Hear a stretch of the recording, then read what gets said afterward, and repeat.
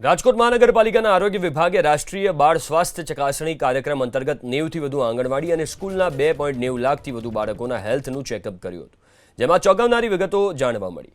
પ્રાથમિક ચેકઅપ દરમિયાન રાજકોટના 164 ભૂલકાઓને હાર્ટ, 43 બાળકોને કિડની, તો 6 બાળકોને લીવર અને 31ને કેન્સરની બીમારી હોવાની વિગતો જાણવા મળી। તમામ શંકાસ્પદ દર્દીને સારવાર માટે રાજકોટ અને વધુ જરૂર જણાય તો અમદાવાદ હોસ્પિટલમાં સારવાર આપવામાં આવશે।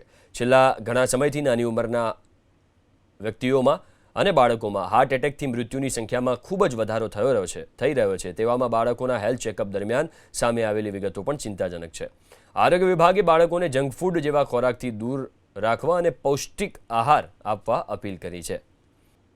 રાજકોટ મહાનગરપાલિકામાં આરબીએસકે મેડિકલ ઓફિસર તરીકે ડૉક્ટર જયદીપ હું ફરજ બજાવું છું।